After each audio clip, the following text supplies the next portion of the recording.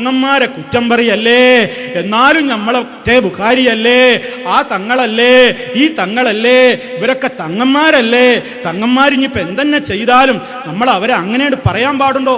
ആരാ ഇവിടെ തങ്ങന്മാരെ പറയുന്നത്? തങ്ങന്മാര് അഹ്ലു ബൈത്ത് ആരാ നിഷേധിക്കുന്നത്? അങ്ങനെ ഒരു ധാരണ ഉണ്ട് പല ആളുകൾക്കും. മുജാഹിദുകൾ അഹ്ലു ബൈത്തിനെ നിന്ദിക്കുന്നവരാണ്. എങ്ങനെയാ സഹോദരാ നിന്ദിക്കുക?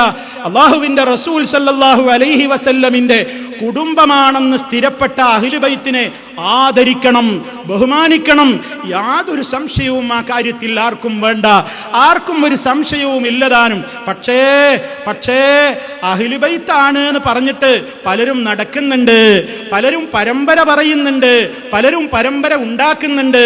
അത് ശരിയല്ല എന്ന് മനസ്സിലാകലപ്പോഴാ ഇപ്പുറത്തുള്ള ഗ്രൂപ്പിൽ നിന്നുള്ള തങ്ങള് അപ്പുറത്തേക്ക് പോയാൽ ഇതുവരെ തങ്ങളായിരുന്നയാള് തങ്ങളല്ലാതാകും.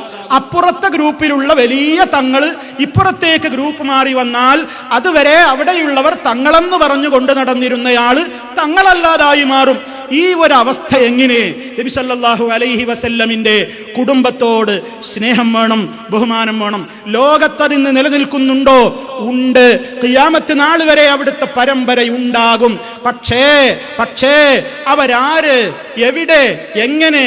അവരുടെ പേരിൽ നബി സല്ലല്ലാഹു അലൈഹി വസല്ലമിന്റെ കുടുംബത്തിൽ പെടാത്തവർ അവരുടെ പേരിൽ ആരെങ്കിലും പറഞ്ഞു നടക്കുന്നുണ്ടെങ്കിൽ അവർക്കാണ് അതിന്റെ എല്ലാ വിധത്തിലുള്ള അപകടങ്ങളും ഉള്ളത്. നരകമാണ്.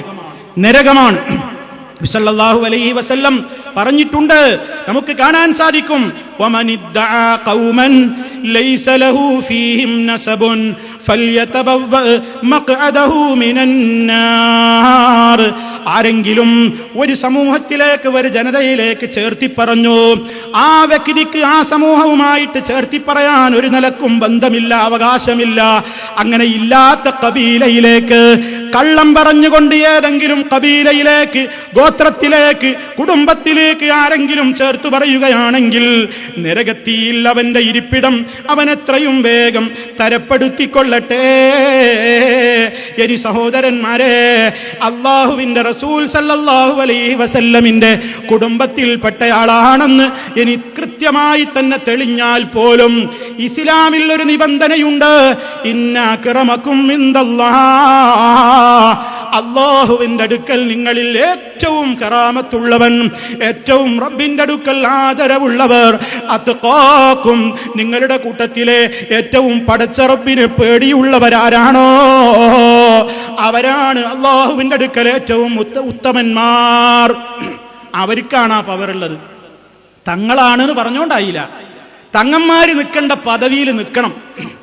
തങ്ങൾ എന്ന് പറഞ്ഞാൽ നബി സല്ലല്ലാഹു അലൈഹി വസല്ലം തങ്ങളുടെ കുടുംബക്കാരാണോ എങ്കിൽ ആ തങ്ങന്മാര് നിൽക്കേണ്ട സ്ഥലത്ത് അവർ നിൽക്കണം. അവരുടെ സ്ഥാനം അവർ കുറച്ചു കാണിക്കരുത്, അവരുടെ ബഹുമാനം അവരായിട്ട് അവർ നഷ്ടപ്പെടുത്തരുത്. അതെപ്പോഴാ? നബി സല്ലല്ലാഹു അലൈഹി വസല്ലം പഠിപ്പിച്ച വിശ്വാസങ്ങളിലും ആചാരങ്ങളിലും അവർ നിലനിൽക്കുന്നിടത്തോളം കാലമാണ് അവർക്ക് ബഹുമാനമുള്ളത്. ഇല്ലെങ്കിൽ ബഹുമാനുണ്ടോ? നിങ്ങൾ നോക്കൂ, ഒരു 2 വരി കവിത കേൾപ്പിക്കട്ടെ.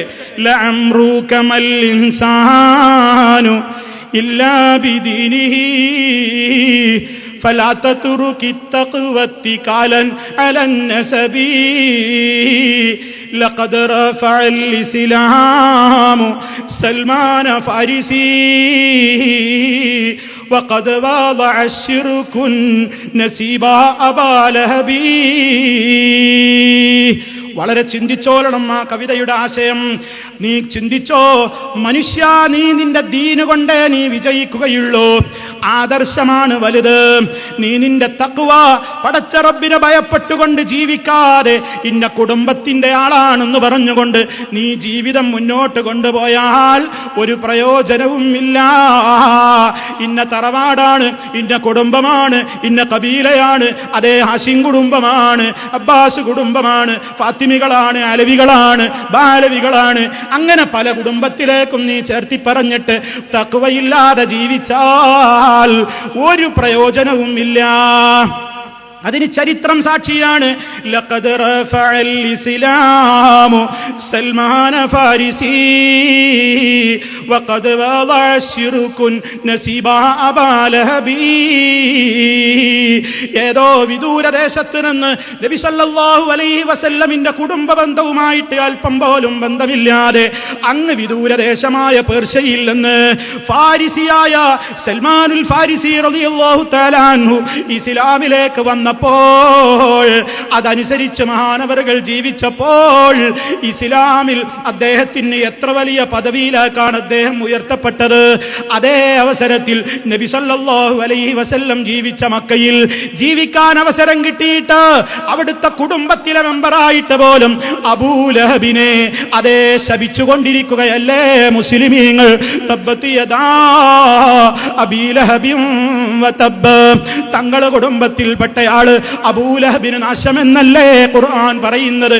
അപ്പോൾ ഒരു തങ്ങൾ കുടുംബത്തിലെ മെമ്പറുമല്ലാതെ ഫാരിസിക്കാരനായ പെർഷ്യക്കാരനായ സൽമാൻ റളിയല്ലാഹു അൻഹുവിന് അത്യുന്നത പദവി ഇസ്ലാം കൊടുത്തപ്പോ ഈ നബി സല്ലല്ലാഹു അലൈഹി വസല്ലമിന്റെ പിതൃവ്യനായ അബൂലഹബ് ശപിക്കപ്പെട്ടു പോയി.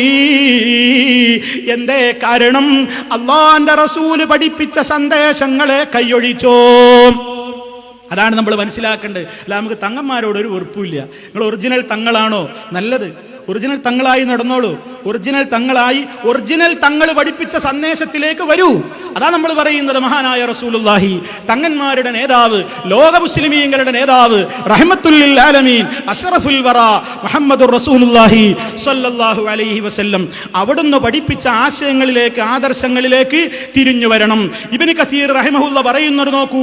എപ്പോഴാ തങ്ങന്മാർക്ക് ആദരവുള്ളത്? ശരിക്കും ശ്രദ്ധിച്ചോളണം.